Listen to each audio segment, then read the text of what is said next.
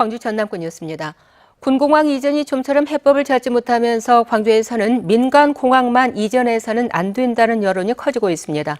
이를 둘러싸고 광주시와 전라남도가 2년 전 협정문을 언급하며 다른 해석을 내놓고 있습니다. 근거로 제시한 협약 사항을 따져봤습니다. 보도에 최송현 기자입니다. 2021년까지 광주공항을 무안국제공항으로 통합한다. 광주시와 전라남도, 무안군이 무안국제공항 활성화를 위해 2년 전 약속한 내용입니다. 전라남도가 지난 23일 보도자료를 통해 이 협약을 지키라고 촉구했습니다. 광주시 의회에서 민간공항 이전 반대 여론이 커지자 광주공항 이전은 군공항 이전과 별개라며 선을 그은 겁니다. 이에 대해 이용섭 광주시장이 반발했습니다. 전남도가 당시 시도 간 협정 내용은 빼고 무안공항 활성화만 언급했다는 겁니다. 그 협정문이 2개입니다. 같은 날, 같은 시간에 2개를 발표를 했습니다. 그 2개를 같이 놓고 보셔야지 무안군소고 3자만 그 사인한 걸 놓고 여기는 아무 얘기 없다 하면은 그건 완벽한 게 아니죠. 이 시장이 언급한 상생발전 발표문을 확인해봤습니다. 광주공항을 내년까지 무안국제공항으로 통합키로 한 데 이어 민간공항을 이전하면 군공항도 전남으로 이전할 수밖에 없고 적극 협력한다는 내용도 담겼습니다. 당시 김용록 지사의 발언 내용입니다. 군공항 이전 문제도 전라남도에서 자치단체와 함께 적극적으로 협력을 해서 이 문제들을 조기에 해결할 수 있도록 최선의 노력을 다하겠습니다. 민선 7기 첫 상생발전위원회를 통해 지역발전 청사진을 제시했던 광주시와 전라남도. 2년이 지났지만 서로 다른 해석만 내놓으며 민간공항 통합과 군공항 이전 논의는 제자리 걸음만 하고 있습니다. KBS 뉴스 최송현입니다. 교육부가 국회 국정감사에서 KBS가 보도한 목포대 시간강사 불공정 계약 문제와 관련해 전수조사를 시작했다고 밝혔습니다. 의원들은 장위국 광주시 교육감의 각종 비리 의혹에 대해서도 감사원 감사도 요구했습니다. 박지성 기자의 보도입니다. 연구원 계약을 했다는 이유로 시간 강사에게 1년치 강의료를 반납하라고 요구한 목포대학교. KBS 보도 이후 연구원에게 강의료를 지급하지 않는다는 규정은 개정된 것으로 확인됐습니다. 하지만 국정감사 지적 뒤 시작된 전수조사에서는 비슷한 문제가 다른 대학에서도 발견됐습니다. 지금 전체 그 조사는 안 됐지만 벌써부터 대학과 불공정 계약을 맺은 강사들이 이게 드러나고 있는 것 같아요. 강사법 시행 1년이 지났지만 여전한 대학의 갑질에 교육부도 대안을 마련하겠다고 밝혔습니다. 강의료뿐만 아니라 예를 들면 복무 규정이라든지 또 지위나 처우와 관련된 혹시 또 억울한 이런 상황들이 있는지까지도. 장휘국 광주시 교육감의 비리 의혹은 국감장에서도 도마에 올랐습니다. 부인의 금품 수수와 한유총과 교사들의 불법 선거운동, 처조카 인사특혜 의혹까지 감사원 감사가 필요하다는 지적이 이어졌습니다. 제가 볼 때는 교육부 차원에서도 감사를 해야 되고 감사원에 감사 청구를 해서 이런 거는 명명백백하게 좀 밝혀야 될.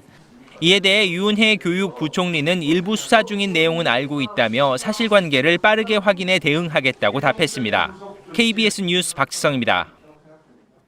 윤희준 한국에너지공과대학 설립추진위원장이 어제 기자들과 만난 자리에서 글로벌 인재를 뽑기 위해서 기존의 수능이나 내신이 아닌 다른 입학 전형이 필요하다고 생각해 외국 대학 등의 사례를 연구하고 있다며 이를 위해 특별법이 제정돼야 한다고 강조했습니다. 윤 위원장은 또 교육 과정도 학생들이 스스로 문제를 풀어가는 역량 축적에 중점을 둘 계획이고 교수의 15% 이상을 외국계로 충원할 방침이라고 덧붙였습니다. 최근 광양에서 분양 전환 공공임대 사업자가 임대 수익이 아닌 매각을 통한 시세 차익을 노리고 각종 편법을 저지르고 있다는 소식을 전해드렸는데요.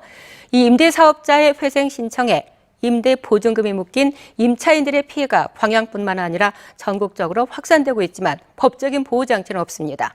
곽선정 기자입니다.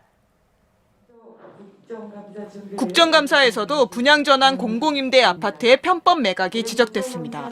공공임대 임차인들은 임대 의무 기간이 지나면 시세보다 저렴하게 우선 분양받도록 돼 있는데 광양에서는 분양 전환 시기, 수천 세대를 사들인 임대사업자가 우선 분양수를 줄이고 각종 편법을 동원해 시세 차익을 거둬 임차인들의 피해가 속출한다면서 국토부 책임론이 등장한 겁니다.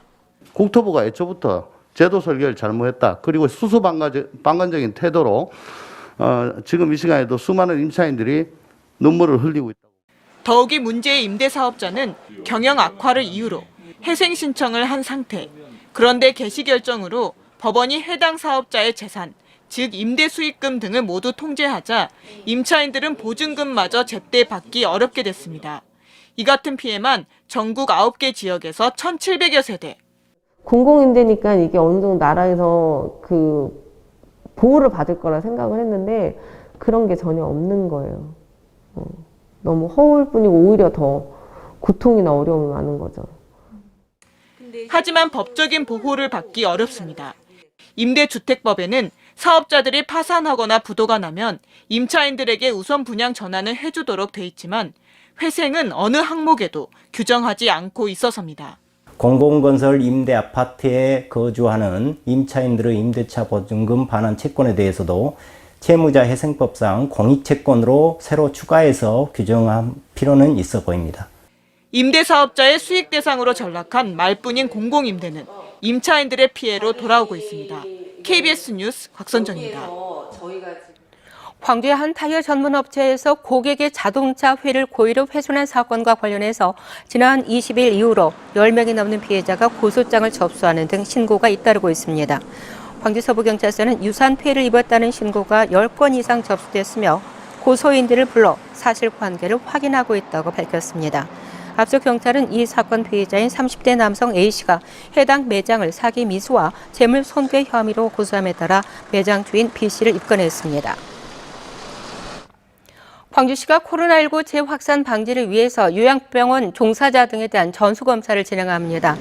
광주시는 오늘부터 다음 달 11일까지 관내 요양병원과 정신의료기관 등 종사자 8천여 명을 대상으로 취합검사 방식으로 코로나19 진단검사를 진행한다고 밝혔습니다. 오늘 큰 일교차에 주의하셔야겠습니다. 내륙을 중심으로 아침 기온이 5도 안팎까지 뚝 떨어져 쌀쌀했는데요. 낮 기온은 광주가 21도로 어제만큼 올라서 일교차가 10도 이상 벌어지겠습니다. 옷차림에 신경 쓰셔야겠고요. 내일 아침은 추위가 잠시 누그러졌다가 모레 다시 기온이 뚝 떨어지겠습니다. 오늘은 대체로 구름이 많겠고요. 미세먼지 농도 광주 전남 지역 대부분은 보통 단계 보이겠지만 광주는 오전 한때 일시적으로 나쁨 단계까지 치솟겠습니다. 다음은 자세한 지역별 날씨입니다. 아침에는 쌀쌀해도 낮 기온은 20도 안팎으로 평년 기온을 웃돌겠습니다. 영광 20도, 담양 22도가 예상되고요. 여수와 보성 20도, 고흥 21도까지 오르겠습니다. 목포와 진도 19도, 장흥과 완도 21도가 예상됩니다. 신안을 비롯한 그 외 도서 지역은 18도를 웃돌겠습니다. 바다의 물결은 전해상에서 비교적 잔잔하겠습니다. 당분간 대체로 맑은 날씨가 이어지면서 대기는 계속해서 건조하겠습니다. 산불 조심하셔야겠고요. 일요일에는 비 소식이 있습니다. 날씨였습니다. 광주 도시철도 2호선의 1단계 건설 면적이 27만 제곱미터로 확정됐습니다.